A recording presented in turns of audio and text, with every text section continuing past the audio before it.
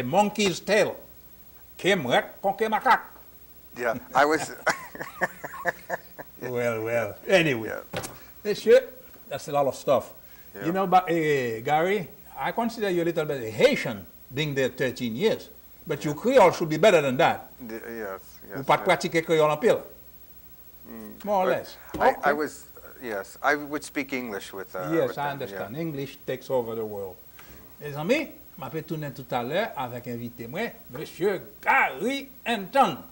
Dans ces costumes. À tout à l'heure. Merci.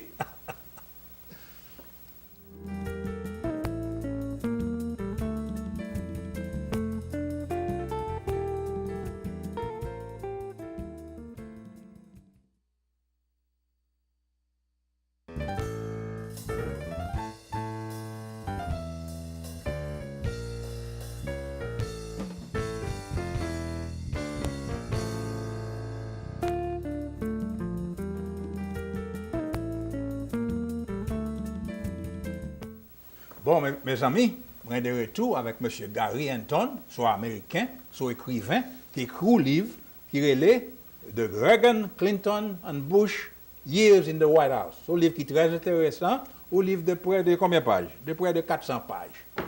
Alors, si nous sommes intéressés dans le livre, ça, nous avons toujours demandé pour nous acheter et pour nous lire. Alors, Gary Anton vit en Haïti de 1983 à 1996. 1983 était en bas Jean-Claude Duvalier, et il était juste après Jean-Claude Duvalier en 1996. Demandé Gary si c'était CIA LD, il dit non, mais il a un bon contact Washington.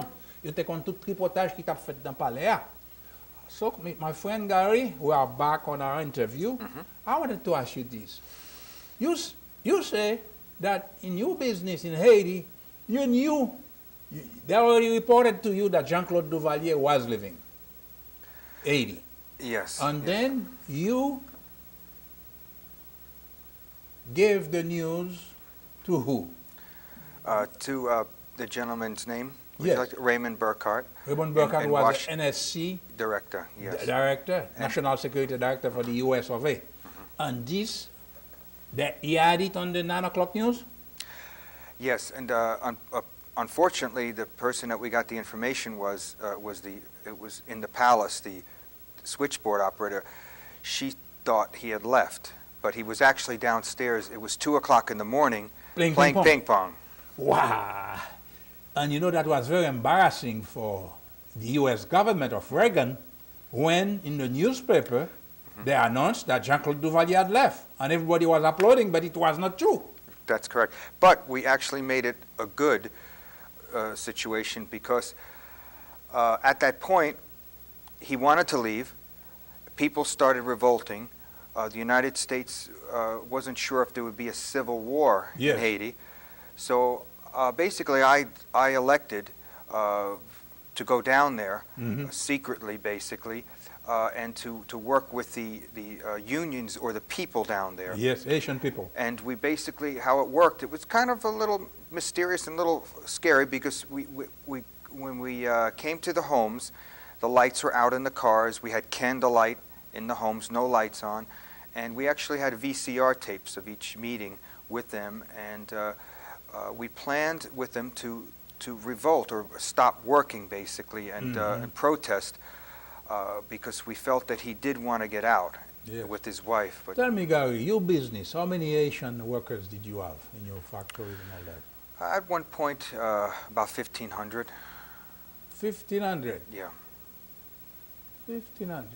Between the different factories and between garments and also the electronics. That's a lot of people, 1,500 people. I think roughly with the work that we brought down there, yes. Yeah, it was an important factory. Keep in mind, Carl, what we did is we partnered with people down there. Some of them had factories, and we partnered, and we brought business down. And at one point, it was really good. At one point, I was working in California, Silicon Valley, talking to people, and they were going to provide the actual, where they make those little chips, for the computers. It's the machinery is millions of dollars. I know. And we were trying to work something out where they would provide the machinery, and we would have the Haitian people now get involved in more intricate stuff. Tell me this. Did you ever meet Aristide, Jean-Bertrand Aristide? No, I When you haven't say met you him. met with the opposition, did you ever meet any one of the important leaders like Jean-Bertrand Aristide, like many others in those days? He was at one of the in Miami, a convention in '96, I guess it was, and when I was at that convention, a Caribbean convention. Yes. You met him then? Yeah, I think I just met him briefly. Briefly, yeah. Yes. So what pleases me, you're not a politician, you're more of a businessman. I consider myself as a businessman. Businessman. Let me ask you this. Let's be frank about it. I'm an Obama person all the way. I could not be otherwise for many, many reasons after 8 years of Mr. Bush, who maybe was a friend of yours. But what do you think today of the situation in the United States? Unfortunately, Carl, it's real severe. For instance, what I'm about to tell people, many of them are in my situation. I have a property. Was worth 18 months ago close to $500,000. Now it's worth $150,000. Oh, that's everybody. You know, Yeah. my house in Florida, I had bought it 30 years ago for $68,000. On the Bush, it was worth $500,000, and now it's worth about $250,000, $300,000. That's everybody. It's a very serious Yeah. I situation. think that with the new president in, Yes. I like him very much. I think he's really trying. He's trying. People are criticizing this man, and he's been only a couple of months in. Yes. And look what he's done. I think he's done Yes. a great amount already. And Mr. Bush was there for 8 years. We saw what happened to this Yeah. country. And you know what makes me very sad, Gary, personally? That a man like Newt Gingrich, who is a very important Republican, Yeah, says that he is not a citizen of the world. When even Ronald Reagan said, I'm a citizen of the world. He said it's a dangerous thing for an American to say he's not a citizen of the world. That's an insult to the American people. It's true. Because we are a mixed culture of different countries in the world, from everywhere. Do you agree? I absolutely agree. It's Thank true. you. Yeah. It's a pleasure to meet you. You look younger than your 50 years. Because you wrote quite a bit in that book, not only about Haiti, but also about Grenada, with Reagan overthrowing the government of Mr. Bishop. Bishop. Yes, And there was a Saudi prince in there. We still don't know who he was. You know, yeah, and a Saudi. A Saudi. Yeah. Saudi prince, yeah. But I really truly believe, and I don't like to make this statement because one person can't handle, but after the Reagan administration, we pretty much stayed after the Iran-Contra scandal, Yes. which we weren't a part of, but it's that we were not allowed to provide information or this and Yes. that. And I think that 9/11 possibly, could have been different. Yes.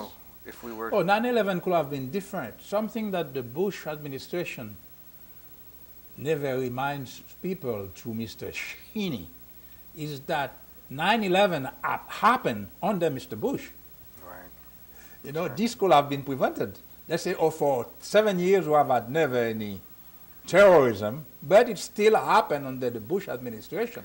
It's amazing, Carl. I speak to many people from all walks of life,